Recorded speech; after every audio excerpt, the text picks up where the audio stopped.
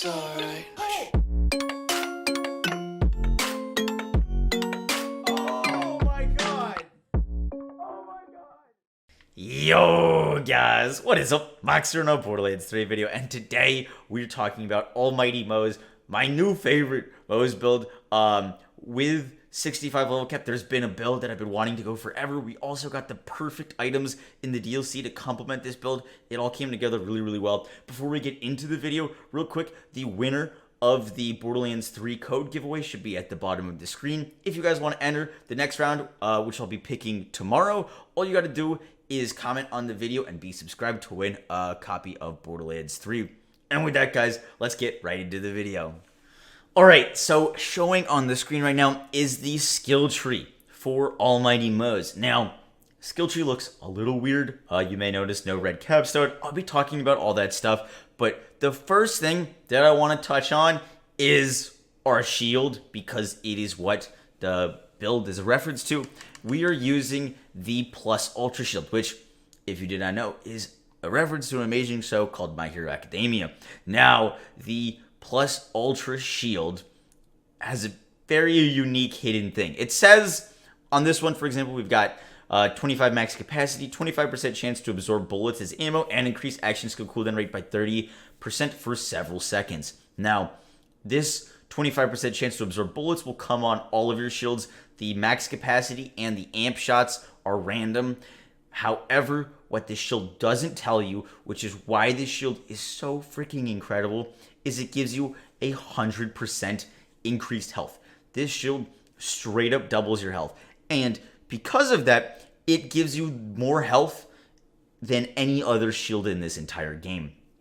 Not only that, but it also gives you cooldown and absorb chance. Now, the reason that is so great for a Bloodletter build is because on our Bloodletter build, we are going to be taking, with our 5 out of 3 into Bloodline, 100% of our max health reserved and added to max shields. That is a ton of, because we're getting double the amount of health, and we're getting a lot of shield, because this it's not the highest capacity shield, but when you take into mind that it is a good capacity and it also is going to double your health, this thing gives you crazy shield. Now, the Anoint after exiting Iron Barrier gains 75% increased shields and health for 25 seconds is amazing for this, because our health is already doubled. So we're getting 75% increased on that, and we're getting way more shields, which allows you to have, I hit over 700k shields on this thing, and I only have 2 points at Defalig's Doctrine. With more points at Defalig's Doctrine, if you had 3 and you had less points at Desperate Measures, you could get an absolutely absurd amount of freaking shields, which is awesome. And there's a few other things that are going on with this build, but I really wanted to touch on that first, because this shield is amazing. It's going to give us Iron Bear back sooner, but I'm mainly using it for that crazy shield capacity that it gives that you don't really realize that it would give. Now, for the build and the skill tree, we're going to go over that. And we'll also talk about all the weapons. As you know, I've got some there, but I want to talk about all the weapons. Real quick, we're going to go over the skill tree. Fire in the Skagden, you guys know what it is. It's like 490% bonus incendiary damage when we do splash damage. Any Moze build that is inspecting the Fire in the Skagden short fuse with their Mayhem scaling right now is being silly. So Fire in the Skagden short fuse are absolutely insane. Next up, we're going Means of Destruction for this ammo chance and grenade chance. Now, Means of Destruction, when we're doing splash damage, is amazing. And Means of Destruction and Redistribution is genuinely all of the ammo regen that you need.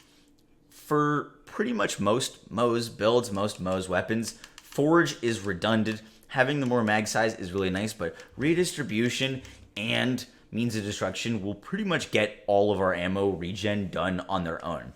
Next up, we're going toward cross promotion for that splash damage and 15% chance to double splash radius. This thing is really nice. It synergizes really well with all the splash weaponry we're going to be using. Next up, stainless steel bear. Moxie, why did you spec stainless steel bear?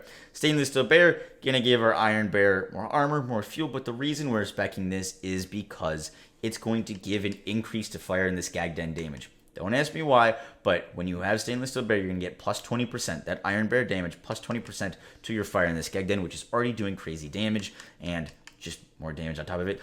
I don't know if you guys have been around, but I like damage here. Pretty big on the damage. Next up, we go pull the holy pin. Now, I have experimented with 1 in holy pin, 2 in pull the holy pin, and 3. Because we are not spec'd into very much mag size or ammo regen, besides that, having 3 into pull the holy pin was noticeable for that critical hit chance. Even though we're already using the cloning mag trackers, it is just nice to always guarantee to have redistribution up for that ammo regeneration. Next up, Vampire. You could get away with 1 point into Vampire. You could get away with 2 points. I found 3 is just, you're always going to be getting pretty much all the way with Vampire with the cloning mining tracker. 3 is just kind of my happy medium that I've always used. And then our last point is going into Short Fuse, which double dips into all of your splash damage.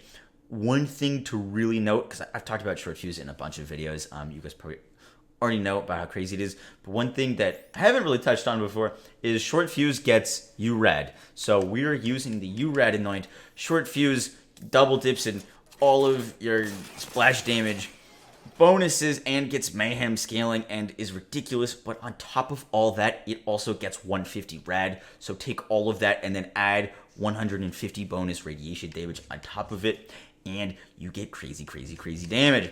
Next up, Red Tree. Now, you could go 4 armored infantry here, 1 in security bear. That's fine. I put 5 armored infantry for that gun damage reduction.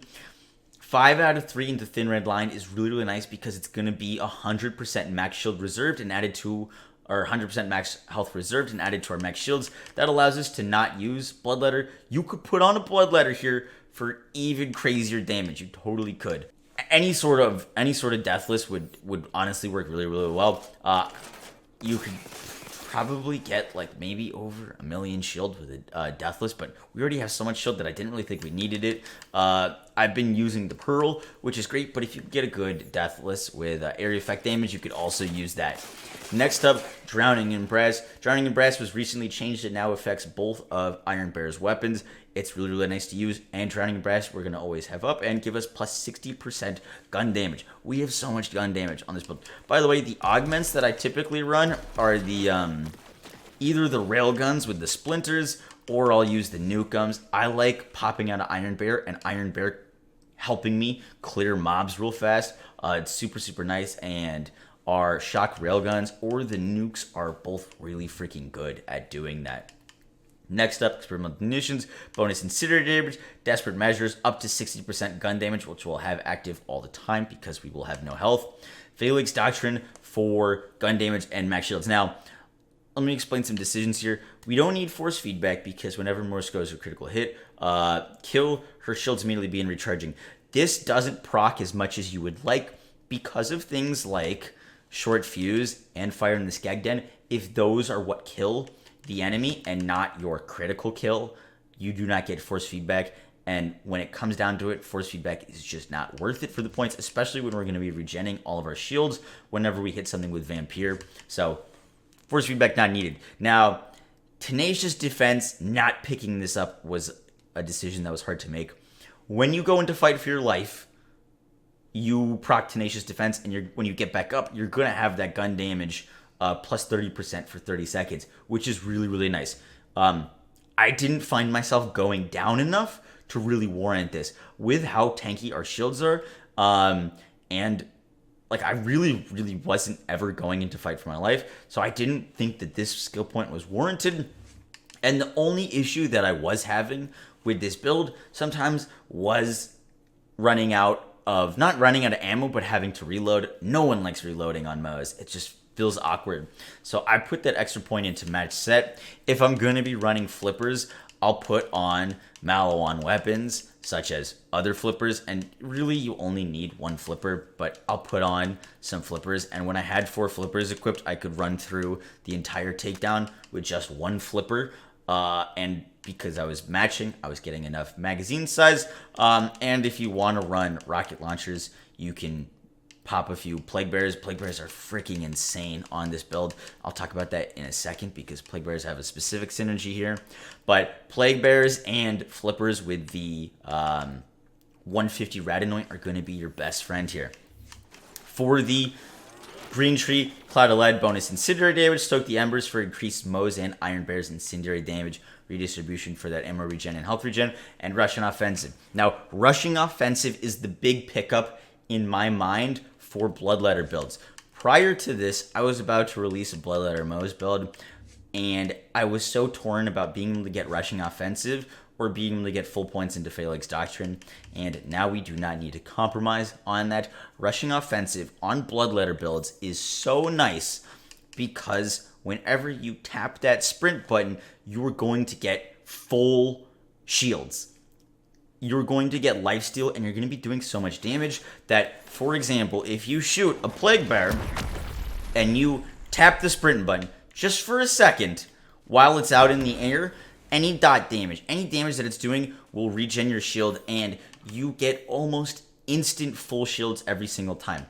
On top of that, you have cloning mining trackers to throw to get shields, but having that lifesteal when sprinting is so nice because any dots, any grenades that are out in the air, if you tap the sprint button, you will get full shields, and that is part of the reason why this build is so tanky. And with so much shields, it's a lot harder to down yourself. Now, I'm using a level 60 Mayhem 10 cloning mining tracker. Do not use your grenades for damage. You do not need a 65 cloning mining tracker. The more damage your cloning mining tracker does, the more likely it is to down you. So I don't plan on ever upgrading this to 65. If I could make this a lower level, I would. But the cloning mining tracker is, you guys know what it is. It's the best grenade. The reason this is the best grenade is because I believe it's 24 procs on a single grenade throw. Those 24 procs all do splash damage. They all have a chance to proc Means of Destruction. They all have a chance to crit. They all have, when they're critting, they all will proc Redistribution. And with 24 hits of the grenade and you restore 12% of your missing health per enemy hit, you're going to get full health when you throw a single cloning mining tracker. I don't remember if it's exactly 24. That number popped into my head. If I'm wrong, y'all, I'm sure you guys will let me know. Lastly, so Bloodletter, I've got a pretty god rolled level 61 splash damage, weapon charge speed is super, super nice for plague bears. Like I said, Pearl or Deathless, either or. The thing is, Moze does so much damage right now that you really don't need the Pearl. I just love damage overkill, so I have been using the Pearl. But if you guys want to use Deathless and just get like absolutely stupid amounts of shield, you can totally do that. Definitely get a plus ultra. It's just cherry on top that ours is an amp plus ultra because we'll be able to constantly use that amp with our plus ultra. And that's pretty much it for the build and the video. For modifiers, these modifiers are bad, but I'll use Speed Demon. I'll either run Post-Mortem or minus 75% crit. Minus 75% crit is fine on Moze because she does so much damage, but Post-Mortem with how much DPS you're putting out really is fine because you could kill the skulls in a single trigger pull. So Post-Mortem or minus 75% crit, and I typically run Speed Demon. Drone Ranger and Healy Avenger are the two best medium hard modifiers that you can get. They're really hard to roll though. Guys, that is it for the video. I hope you enjoyed. I hope you learned something new. The save file will be in the Discord for this. If you guys have enjoyed the Discord, we got over like 53,000 people in there. It's a pretty awesome place. I will catch y'all in the next one. I hope you guys enjoyed. If you did, be sure to drop a like, comment, and subscribe, and I'll catch y'all in the next one. Peace!